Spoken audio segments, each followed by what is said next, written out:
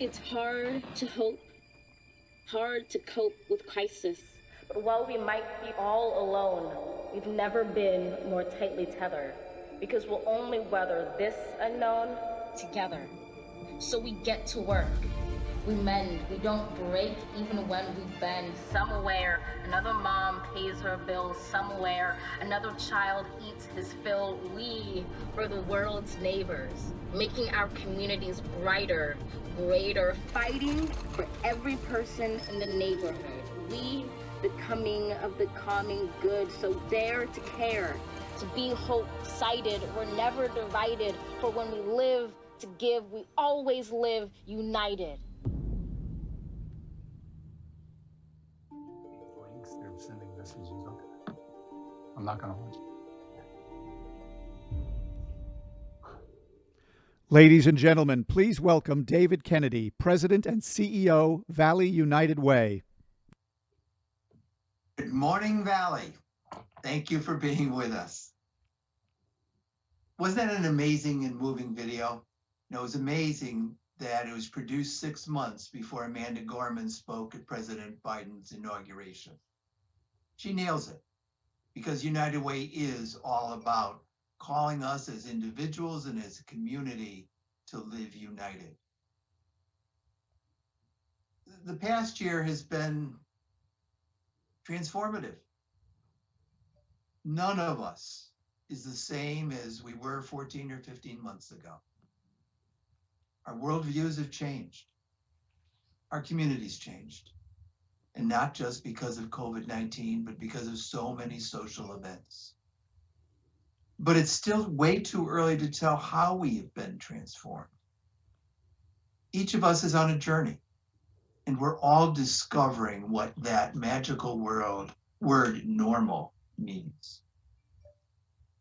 And it's equally true for organizations as it is for individuals and families. The workplace has been transformed, shopping's been transformed, restaurants have been transformed, worship's been transformed, life has been transformed. And that it's very true for Valley United Way. This morning, you'll hear how Valley United Way is on a journey of transformation. It's far from complete, but there's a laser focus in it on always serving the Valley in partnership with our corporate community and our nonprofit sector. Today will be a report to investors and partners about our board strategic direction design, which they've adopted and have since modified beginning in January 2020. You'll hear about how we collaborated to meet the community's COVID-19 challenges and how we programmatically changed this year at Valley United Way, all through fast-moving panel discussions. You'll be inspired by our keynote speaker, Pat Charmel, President and CEO of Griffin Healthcare, and by a series of videos that he's created for this morning. And perhaps most importantly, you'll be touched, as so many have time and time again, by Pat Tarasovic, joining us from Florida as we honor her with the 2021 Charles H. Flynn Humanitarian Award. And it's all homegrown, which means, please be patient with us. We have 170 virtual guests, 12 key leaders offering brief comments, at least 15 videos all coming together to tell our story of transformation, with a goal to keep you engaged for 90 minutes. It's not easy, but I am confident that you'll enjoy our time together this morning. It now gives me very great pleasure to introduce our board chair, Mike Ganibas, a member of our board since 2011. He's a New York City patent attorney with roots in GE when he was in the Valley. Mike stepped into his leadership role last year for the first time in April. In style and in passion, he was and is the absolute best leader we could have had for this year of transformation. By the end of this morning, I know you're going to agree with me. Please help me welcome to your screen, Mike Ganibas. Morning, everybody, and thank you, David, for that kind introduction. It's been for me personally, it's been a humbling year, but a tremendously energizing year. As David said, as we work together as a board, as a United Way, as a Valley, to transform the United Way and the services that we provide and the impact that we provide to all in need in the Valley. As a team, we're working on this program. I have a lot of Mike-isms, and I came up with one for this program that I would say this is the hope of our 90 minutes. We hope to inform you, to tell you about the transformation, shed some light on the changes that have been made and the changes to come. So we hope to inform. That's one I. These are the three I's: inform, inspire, and as David indicated, Patrick Charmel will inspire you. I am confident of that. And then also illuminate.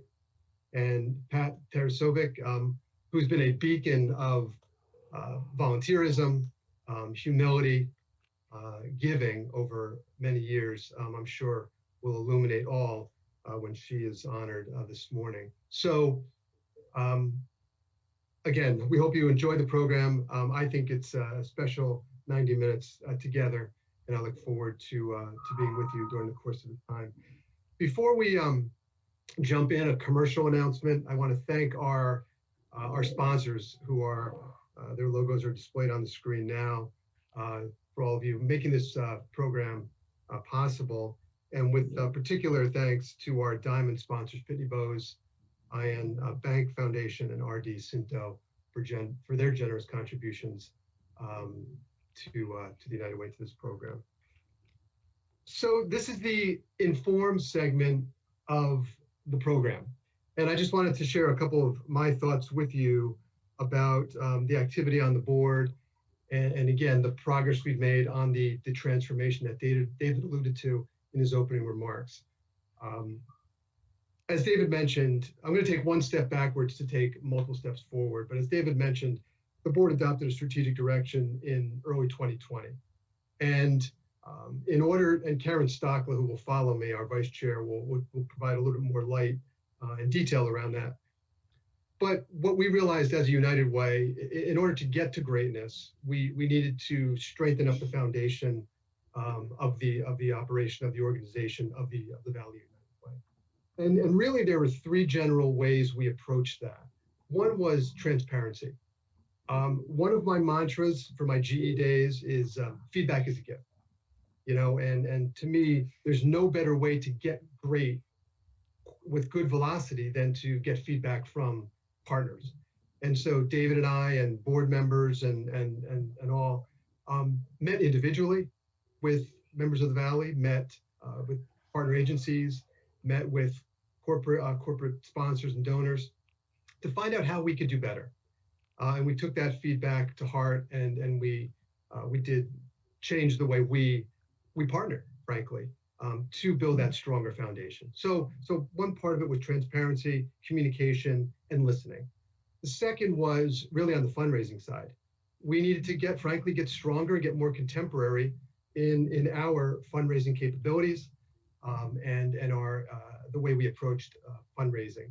And we were fortunate enough to have a dedicated member of the team for a period of time this past year, who helped, again, grow the partnerships and the relationships with our corporate partners and help us to improve our operations within the organization. So we strengthened our game when it came to fundraising.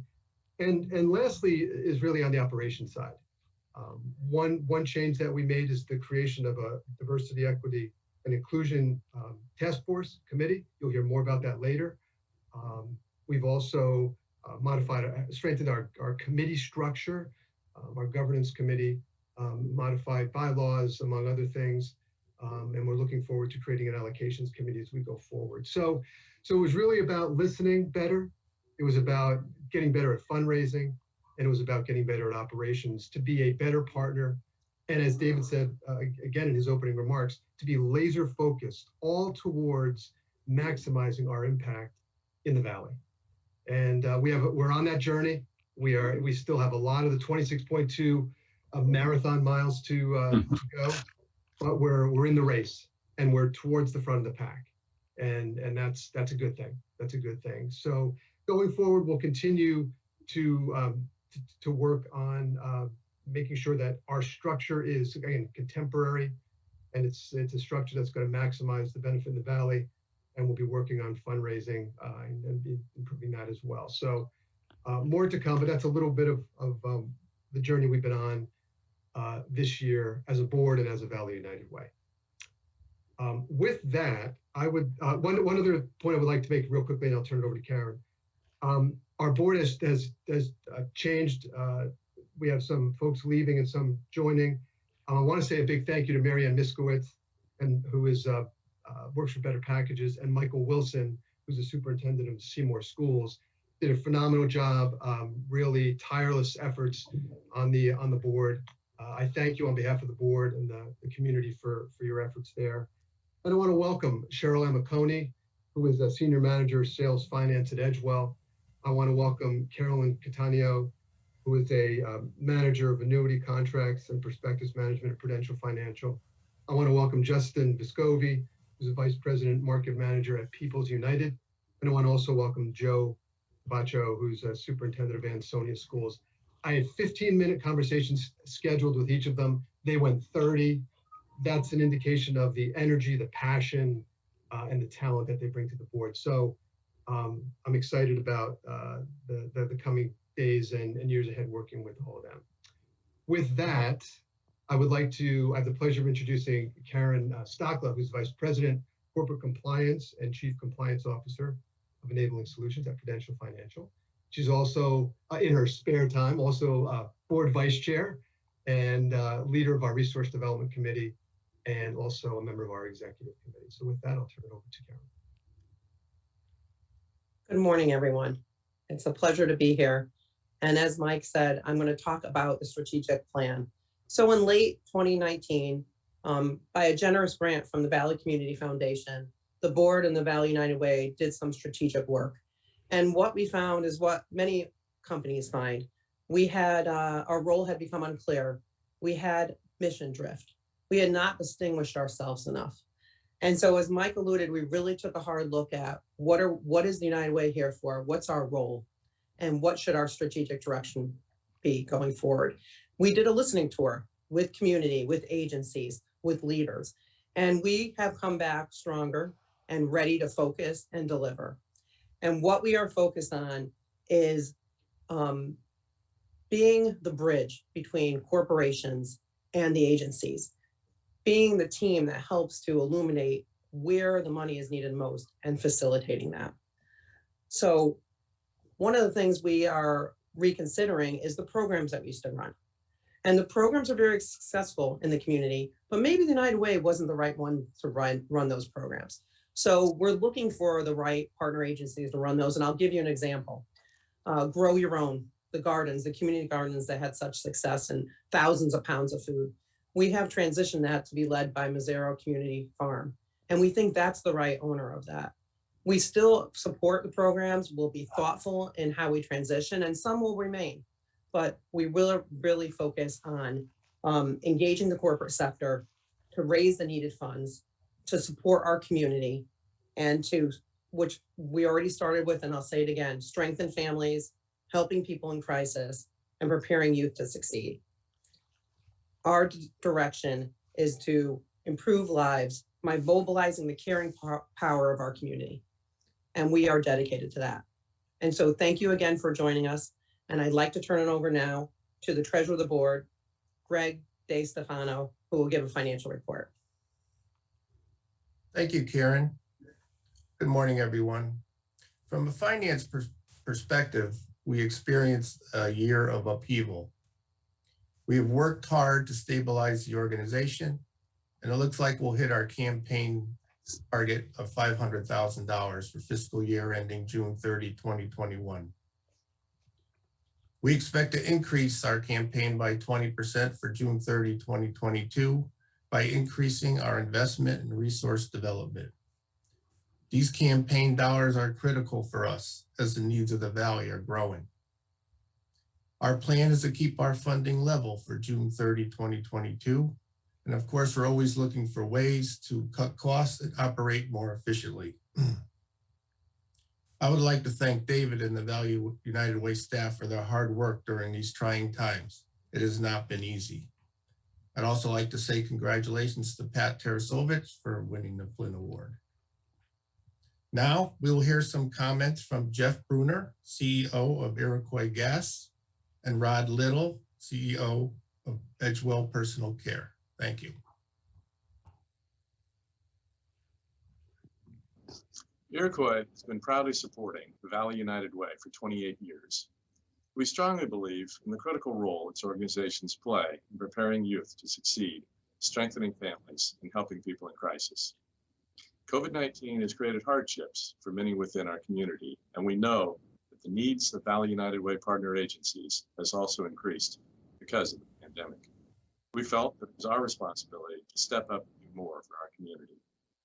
I am proud of our organization. Our employees did in fact step up and do more. During our 2020 campaign, we achieved a 95% participation rate and raised 27% more money than in our 2019 campaign. It feels good to know that we were doing our part to help Valley United Way to live out its mission to improve lives in the Valley. We look forward to continuing our partnership in the years to come. Hello, everyone. My name is Rod Little, and I'm the CEO of Edgewell Personal Care. We're a consumer products company with our global headquarters right here in Shelton, Connecticut. We're a values-based company, and our leading value is people first. Part of how we activate people first and bring it to life is we ask our people to be active in the community, and we ask them to contribute to the community. A key partner in our community outreach is the United Way, the Valley United Way for our Shelton office. And as we look at how we engage with the community, we have a long history of giving back to the community.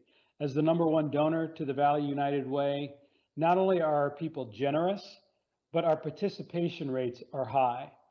And as we look back on last year and how we all lived through the pandemic together during that time, we had to take what was typically a highly engaged, active annual giving season for us with a lot of in-person activity and do that in a virtual environment.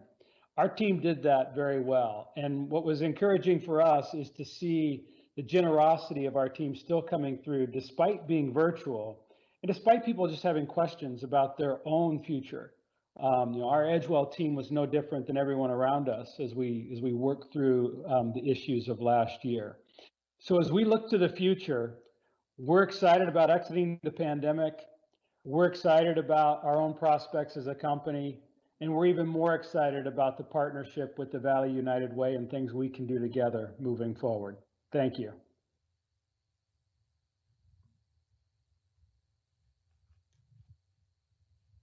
I want to thank Rod and Jeff for taking the time to put those thoughts together and for their really inspirational and illuminating leadership for their teams. And I'm sure they're very humble leaders, but they set the example, they developed the culture, and have developed really rich philanthropic, caring cultures in both Edgewell and at Iroquois. So thank you for that.